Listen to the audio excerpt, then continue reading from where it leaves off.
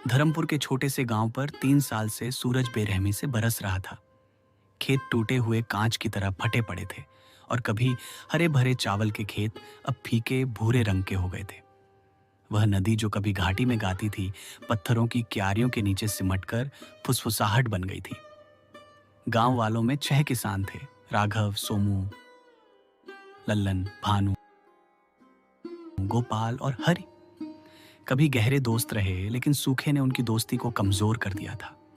अब हर कोई एक दूसरे को भाई नहीं बल्कि अस्तित्व के लिए एक प्रतियोगी के रूप में देखता था।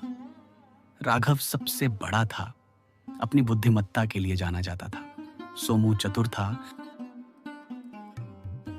लल्लन गुस्सैल लेकिन दिल का दयालु था। भानु मेहनती लेकिन आसानी से बहक जाने वाला। गोपाल संशयी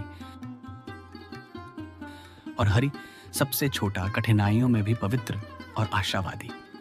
एक शाम जब लाल सूरज क्षितिज के पार डूब रहा था, 6 किसान सूखी नदी के किनारे एक अकेले बरगद के पेड़ के नीचे बैठे दूर तक देख रहे थे। हम ऐसे नहीं चल सकते, गोपाल बुदबुदाया।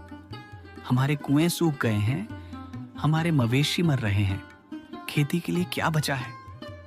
शायद हमें गांव छोड़ देना चाहिए, सोमू ने कड़वाहट भरी आवाज में सुझाव दिया। नहीं, राघव ने दृढ़ता से कहा। किसान की जगह उसकी जमीन है, हम कोई रास्ता निकाल लेंगे। तभी धूल भरे रास्ते से एक हल्की झंझनाहट की आवाज आई। एक बूढ़ा साधु नंगे पांव चलता हुआ दिखाई दिया। उसकी सफेद दाढ़ी चांदी के धागों की तरह लहरा रही थी। वह उनके पास रुका और मुस्कुराया। तुम रास्ता निकालने की बात कर रहे हो, उसने हवा जैसी शांत आवाज में कहा। शायद तुमने पहले ही निकाल लिया है। किसान हैरान होकर ऊपर देखने लगे। अपने फटे हुए थैले में से साधु ने एक छोटी सी कपड़े की थैली निकाली। उसे खोलते ही उसमें एक सुनहरा बीज निकला जो ढलती रोशनी में भी हल्का सा चमक रहा था। यह, उन्होंने कहा, कोई साधारण बीज नहीं है। यह उन लोगों को भरपूर फल देगा जो इसे शुद्ध हृदय से बोएंगे, बिना लालच के, बिना छल के। लेकिन सावधान, यह मिट्टी को पोषण देने से पहले आत्मा की परीक्षा लेता है। किसान उससे कुछ पूछ पाते इससे पहले ही ऋषि ने बीज राघव को दे दिया और गोधूली बेला में गायब हो गए, मानो हवा ने उन्हें निगल लिया हो। उस रात चहुं राघव के घर पर इकट्ठा हुए सुनहरा बीज लकड़ी की मेज के बीचों बीच रखा था। उसकी चमक उनके चेहरों पर उम्मीद और भूख दोनों से चमक रही थी। भानु ने कहा, यह चमत्कार है। जब यह उगेगा तो हम इसके फल बराबर बांट सकेंगे। सोमू ने तर्क दिया, लेकिन इसे सिर्फ एक ही बो सकता है। 6 हाथ एक बीज कैसे बो सकते हैं? लल्लन ने मजाक में कहा, हम इसे तोड़ सकते हैं। राघव ने सिर हिलाया। आर्षि ने कहा था कि इसे पूरा बोना चाहिए, इसे तोड़ने से यह नष्ट हो जाएगा। कमरे में सन्नाटा छा गया। हर किसान अपने खेत में उगते बीज की कल्पना कर रहा था, फसल, अनाज और उसके बाद आने वाला सोना। अंत में राघव ने कहा, चलो इसे साथ मिलकर नदी के किनारे की जमीन पर बोते हैं। इसकी फसल सबके लिए होगी। 5 लोगों ने धीरे से सिर हिलाया, लेकिन उनके दिलों में पहले ही संदेह घर कर चुका था। अगली सुबह 6 साथ साथ पुरानी नदी के किनारे सूखी जमीन पर गए। वहां की मिट्टी फटी हुई थी, लेकिन सतह के नीचे नरम थी। राघव घुटनों के बल बैठा और सुनहरे बीज को जमीन में दबाते हुए धीरे से प्रार्थना की। उन्होंने अपने मिट्टी के गमलों की आखिरी बूंदों से उसे सींचा। 1 हफ्ते तक वे रोजाना उस जगह को उत्सुकता से देखते रहे, लेकिन कुछ भी नहीं हुआ। फिर एक रात धुंधले चांद की छांव में सोमू अकेले नदी के किनारे रेंगता हुआ गया। शायद राघव ने हमें धोखा दिया है, वह बुदबुदाया। शायद बीज को हटाना होगा। उसने मिट्टी खोदी, लेकिन कुछ नहीं मिला, सिर्फ सूखी धूल। वह यह सोचकर चला गया कि किसी और ने उसे चुरा लिया है।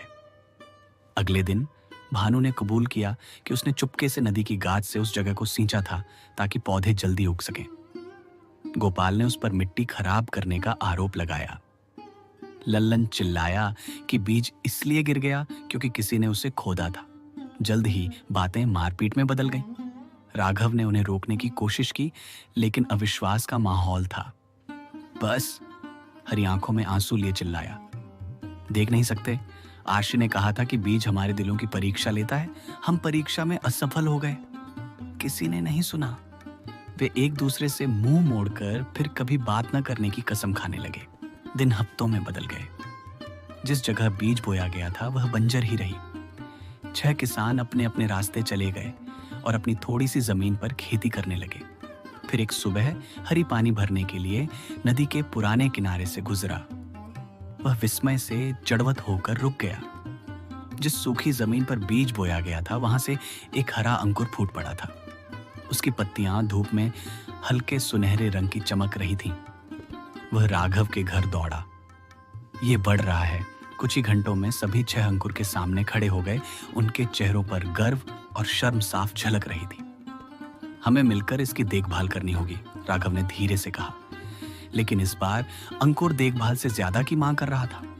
हर दिन जब एक किसान उसकी देखभाल करता तो अजीबोगरीब घटनाएं घटती। जब सोमू अकेले उसे पानी देता तो पौधा मुरझा जाता। जब भानु उसके लिए गाता तो उसके पत्ते झड़ जाते। लेकिन जब सभी 6 एक साथ खड़े होते तो वह लंबा और मजबूत हो जाता। उस जादुई पौधे की बात पूरे गांव में फैल गई, जो सिर्फ एकता से ही प्रतिक्रिया करता था। बच्चे देखने आते थे और बड़े बुजुर्ग फुसफुसाकर आशीर्वाद देते थे। अगले महीने में पौधा एक ऊंचे तने में बदल गया, जिस पर सुनहरी फलियां थीं, जो रेशम में फंसी धूप की तरह चमक रही थी। जब फलियां फूटीं तो सैकड़ों साधारण बीज बाहर निकल आए। हर एक बीज एक पल के लिए मंद चमकता था, फिर भूरे और प्राकृतिक हो जाते थे। 6 किसान आंखें फाड़े एक साथ खड़े थे। राघव ने पहले बात की। बीज तो बढ़ गया है, जैसा अर्शी ने वादा किया था। लेकिन अब भी क्यों? गोपाल ने पूछा। जब हमने इसे पहली बार बोया था तब क्यों नहीं? खेत में हल्की हवा चली और सुनहरा डंठल थोड़ा झुक गया, मानो प्रणाम कर रहा हो। हरी मुस्कुराया। क्योंकि हमें यह सीखना था कि हृदय की शुद्धता का क्या अर्थ है।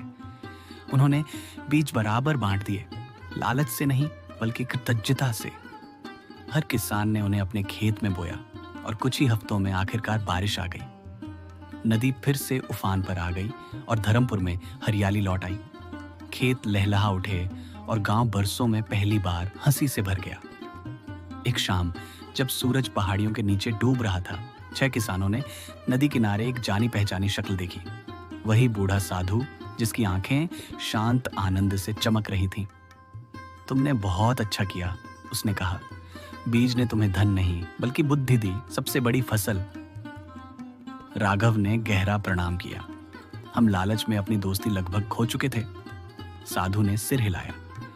सच्चा सुनहरा बीज मिट्टी में नहीं बल्कि उस हृदय में होता है जो दयालुता को चुनता है। जैसे ही वह चला गया, सांझ की सुनहरी रोशनी उसका पीछा करती हुई प्रतीत हुई, जब तक कि वह एक बार फिर क्षितिज में विलीन नहीं हो गया। वर्षों बाद धर्मपुर दूर दूर तक 6 खेतों वाली घाटी के नाम से जाना जाने लगा। यात्री अक्सर उस विशाल बरगद के पेड़ के नीचे आराम करने के लिए रुकते थे, जहां किसानों की दोस्ती फिर से जीवित हुई थी। बच्चों ने 6 किसानों और सुनहरे बीज की कहानी सीखी, कैसे उन्होंने संघर्ष किया, असफलताएं पाई, क्षमा की और साथ साथ फले फूले।